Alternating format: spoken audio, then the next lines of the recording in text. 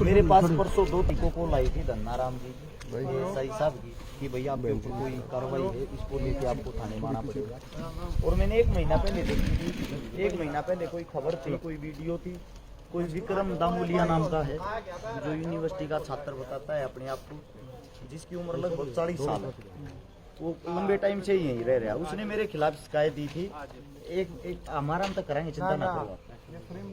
तो उसने जो शिकायत दी थी, उस शिकायत के दौरान उसने लिखा है कि मैंने कोई जाति सूचक शब्द बोले ना, तो उन्होंने उस चीज को पेश किया है यहाँ पे कि वो जाति सूचक शब्द कहाँ बोले हैं, किसको बोले हैं, कब बोले हैं। वो लिखित में शिकायत दे के चला गया। उस शिकायत के ऊपर मेरे को बुलाया गया है, एसपी साहब के पास से वो जो अर्जी लगा रखी थी वो घूम के यहाँ पे थाने में आई है। तो उसके बाद मेरे को बुलाया, मैं यहाँ पे आया, यहाँ पे आके मैंने देखा पुलिस प्रशासन ने जो मेरे को बयान दिखाए, उन बयानों के अंदर उसने लिख रखा है कि मैंने कोई जाति सूचक शब्द किसी ऑडियो में किसी को कमीन शब्द बोला है। अच्छा, जो ऑडियो है जिसको मैंने कमीन शब्द बोला है, हम आपस में 2 बात कर रहे हैं, वार्तालाप कर रहे हैं। अगर जाति की बात करोगे, मेरी जो जाति है, मेरी जाति जाट है, जिससे मैं बातें कर रहा हूँ उसकी जाति जाट है, और हम बात कर रहे हैं उसमें जो शब्द वो इस प्रकार की टोन है, जान है कमीन। कमीन जो एक संज्ञा है, कोई जाति सूचक शब्द नहीं है, ना ही मैंने किसी जाति के साथ कमीन को जोड़ा है। तो उस चीज को उन्होंने पेश किया। ये ऐसे ऐसे इंसान हैं जो फेमस होने के लिए ये वाही आत्मने की छोटी छोटी हरकतें करते रहते हैं। उसके बारे में मैंने डिटेल निकाली, विस्तार से जाना। वो अपने आप को अम्बेडकरवादी बोलता है।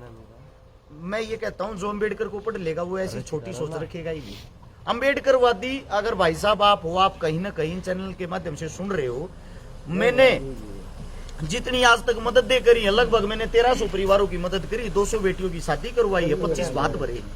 उन सब में से 90% जो गरीब हैं, जिनके पास घर धरती जमीन नहीं है, वे सब के सब हमारे दलित समाज से। अम्बेडकरवादी तो यार हम तो हर रोज मदद कर रहे हो। अब मैं गारंटी देता हूं, आप एक मदद गिनवा देना अपने ही समाज की जो आपने की हो अम्बेडकर को पढ़ के। आप अम्बेडकरवादी बताते हो अपने आप को, ये तुच्छ हरकतें करते हो। उसे दूसरी बात आप सभी को मैं बता देता हूं, लगभग मैंने जो उसकी हिस्ट्री निकाली, 17-18 आदमियों पे पहले भी SC ST एक्ट लगवाया, 5000 रुपया में राजीनामा कर लिए है। अरे भले मानस, 5000 रुपया की कीमत हमारे पास 10-20 हजार रुपये नगद ले जाता। वैसे ले जाता तू भाई तेरे पे केस करूंगा, मन की तन की तो जरूरत पड़ रही है, मेरा खर्चा सा पड़ रहा है, मेरे तो 5-10 हजार रुपये दे दे, वैसे ही दे देते तेरे को। ये ड्रामे भी क्यों कर रहे हैं भाई?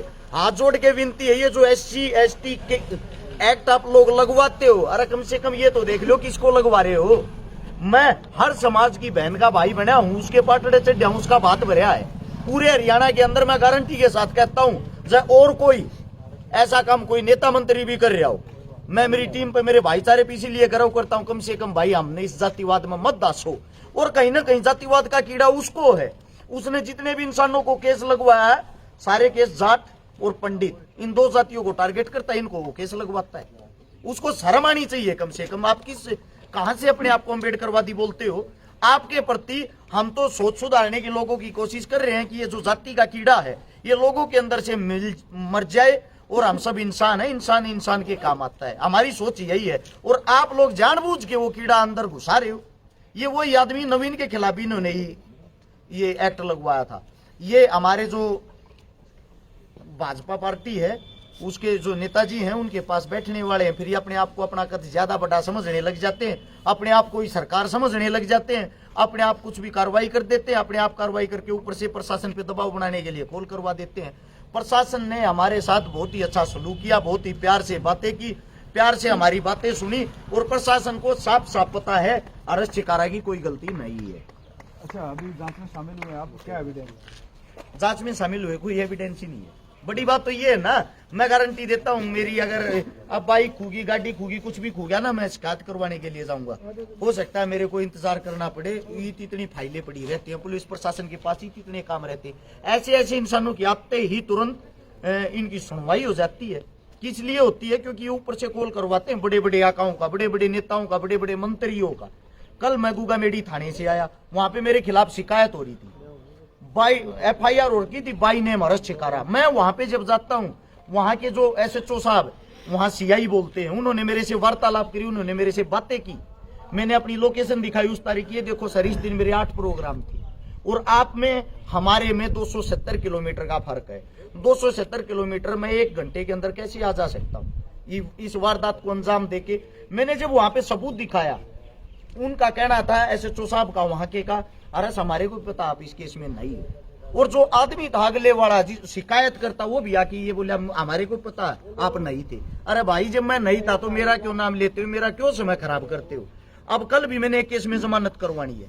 हर्ष, जो SC/ST एक्ट है इसकी जांच एक HPS ऑफिसर करता है, DSP लेवल का। क्या DSP थे यहाँ पे? यहाँ पे DSP सर नहीं थे, लेकिन जो मेरे को बताया गया है, जो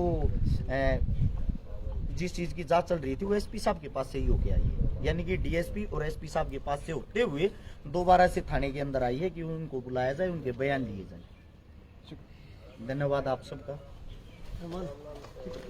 थैंक यू सर।